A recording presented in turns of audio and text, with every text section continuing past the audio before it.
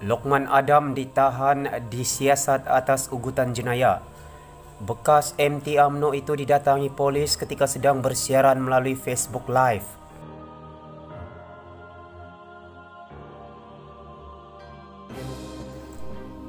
Bekas ahli Majlis Tertinggi UMNO Lokman Nur Adam ditahan polis malam. Polis dipercayai menghampirinya dan di sebuah restoran ketika dia bersiaran melalui Facebook Live membincangkan mengenai belanjawan 2021. Harian Metro melaporkan bahawa Lokman berada di restorannya yang terletak berhampiran pusat dagangan dunia Putra PWTC di Kuala Lumpur sekitar jam 11 malam. Pada minit-minit akhir video berdurasi 28 minit itu, Lokman dilihat sedang melihat kamera dan mengatakan bahawa beberapa pegawai polis datang menghampirinya. Malam ini saya didatangi beberapa anggota polis. Saya tidak tahu apa benda yang mereka mahukan. Jadi saya rasa malam ini cukuplah. Diorang polis dah tunggu lama dah, katanya. Dalam kenyataan yang berasingan, Lokman secara terbuka meminta peguam untuk dihantar ke Jabatan Penyiasatan Unit Rahsia di Ibu Pejabat Polis Bukit Aman dan menghubungi individu yang dikenali sebagai Inspektor Nasir. Saya ditahan di bawah Seksyen 506. Tambahnya pada hantaran itu, Seksyen 506 adalah berkaitan ugutan jenayah. Timbalan Pengarah CID Bukit Aman Mior Faridala Trash Wahid ketika dihubungi mengesahkan penangkapan itu dan mengatakan polis akan mengeluarkan kenyataan berhubung perkara itu. Ini bukan kali pertama Lokman disiasat oleh polis. Pada Oktober tahun lalu, Lokman yang dikenali sebagai penyokong kuat bekas Perdana Menteri Najib Razak didakwa menghasut atau berkemungkinan menghasut orang awam untuk melakukan kesalahan terhadap komuniti lain di Mahkamah Magistrate di Shah Alam.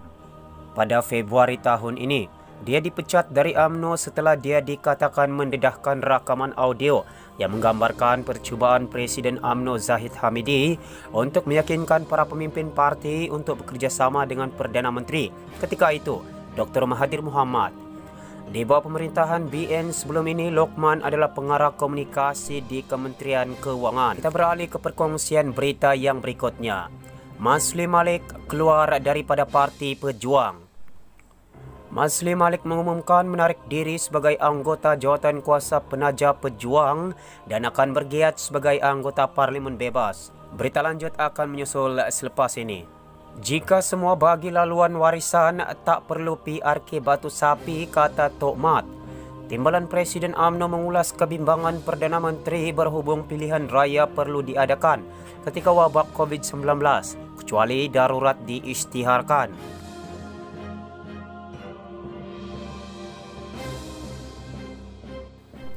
Pilihan raya kecil PRK Batu Sapi tidak perlu pun diadakan sekiranya semua parti mengambil keputusan untuk tidak bertanding dan memberi laluan kepada warisan menyandang semula kerusi itu, kata Timbalan Presiden UMNO Muhammad Hassan. Mengulas kebimbangan Perdana Menteri Muhyiddin Yassin berhubung pilihan raya yang perlu diadakan ketika wabak COVID-19 ini, Muhammad berkata BN telah membuat keputusan untuk tidak bertanding. Bahkan Timbalan Presiden UMNO juga menggesa semua parti lain mengambil keputusan serupa sebagai menghormati mendiang Liew Wui Kiong, bekas ahli Parlimen Batu Sapi yang meninggal dunia pada 2 Oktober. Jika persepahaman sebegini boleh diusahakan, maka kita boleh memberi laluan kepada warisan dalam PRK Batu Sapi sebagai pemufakatan nasional, mengurangkan impak wabak corona kepada masyarakat. Dan jika ini berlaku, PRK Batu Sapi tidak diperlukan, katanya dalam satu kenyataan hari ini. Dalam perutusan khas semalam, Muhyiddin bimbang PRK Batu Sapi dan pilihan raya negeri PRN Sarawak akan memburukkan krisis COVID-19 negara ketika tiada ruang dalam Perlembagaan Persekutuan dan Perlembagaan Negeri Sarawak untuk ia ditangguhkan. Kecuali, kata Muhyiddin, darurat diisytiharkan. Ekoran kematian Liew gambar bawah Suruhanjaya Pilihan Raya SPR menetapkan hari pengundian pada 5 Disember, manakala hari penamaan calon ditetapkan pada 23 November dan pengundian awal pada 1 Disember. Mengulas hal itu, Muhammad hari ini berkata, beliau faham kebimbangan yang disuarakan Muhyiddin itu. Bagaimanapun, menjadikan darurat sebagai alasan dan cara untuk menangguhkan dua pilihan raya berkenaan. Kata Muhammad adalah langkah yang tidak perlu dan bukan jalan terbaik. Tambahnya, sekiranya kerajaan negeri Sarawak berimat sehingga tempoh matang Dun Sarawak, iaitu sehingga 7 Jun tahun depan, maka PRN boleh diadakan pada bulan Ogos 2021, iaitu 60 hari kemudian.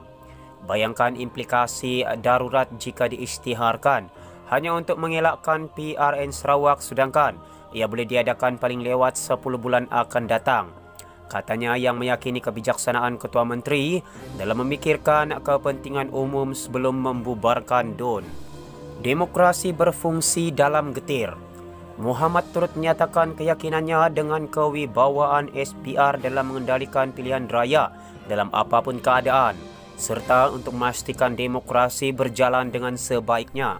Malaysia adalah sebuah demokrasi yang berfungsi dengan baik dan ia mesti terus berfungsi dalam keadaan paling getir sekalipun.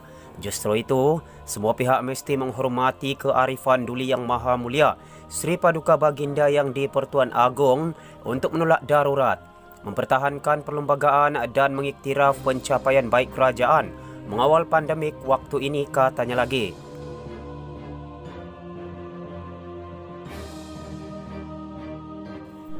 Muhyiddin bulan lalu cuba mendapatkan perkenan yang di-Pertuan Agong Al-Sultan Abdullah Sultan Haji Ahmad Shah untuk pengisytiharan darurat, tetapi cadangan itu ditolak minggu lepas kerana baginda bertitah tiada keperluan demikian buat masa ini. Datuk Pengelola Bijaya Diraja Istana Negara Ahmad Fadil Syamsuddin berkata, baginda berpendapat kerajaan sekarang boleh dipercayai untuk terus melaksanakan dasar dan tindakan penguatkuasaan bagi membendung COVID-19. Sri Paduka Baginda amat mempercayai keupayaan kerajaan di bawah pimpinan Perdana Menteri untuk terus melaksanakan dasar dan tindakan penguatkuasaan bagi membendung gejala wabak COVID-19 ini daripada terus merebak. Al-Sultan Abdullah berpendapat tiada keperluan buat masa ini untuk Sri Paduka Baginda mengisytiharkan darurat di negara ini atau mana-mana bahagian negara Malaysia, kata Ahmad Fadil.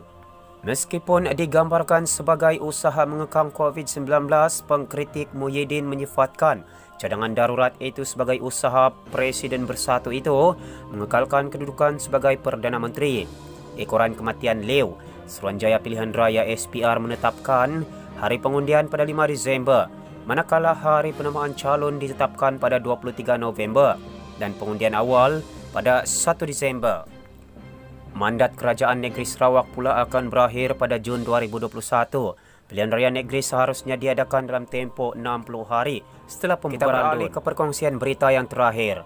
Perdana Menteri minta pemimpin Perikatan Nasional Sekutu bersedia sidang Dewan Rakyat, kata Azmin. Terdahulu Muhyiddin Yassin dilihat meninggalkan tempat pertemuan pada kira-kira 5 petang dan hanya melambaikan tangan kepada petugas media.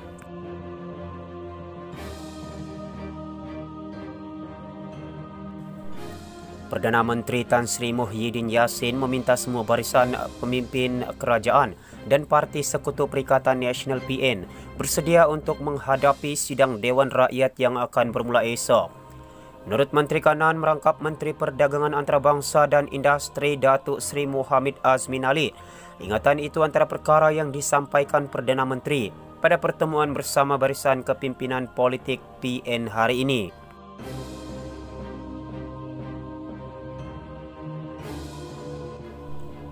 Terdahulu Muhyiddin yang juga Presiden Bersatu dilihat meninggalkan venue itu pada kira-kira 5 petang dan hanya melambaikan tangan kepada petugas media yang menunggu di lobi hotel tersebut ketika ditanya mengenai mesyuarat berkenaan. Pertemuan itu yang bermula pada tengah hari tadi dihadiri Presiden UMNO Datuk Seri Dr. Ahmad Zahid Hamidi, Presiden PAS Datuk Seri Abdul Hadi Awang, Presiden MCA Datuk Seri Dr. Wika Siong dan Presiden MIC Tan Sri S.A. Viganiswaran. Ini disusuli perjumpaan dengan semua Ketua VIP termasuk Muhammad Azmin, Datuk Takyuddin Hasan, Ketua VIP PAS dan Datuk Sri Fadillah Yusof, Ketua VIP Gabungan Parti Sarawak. Sumber dari Bernama.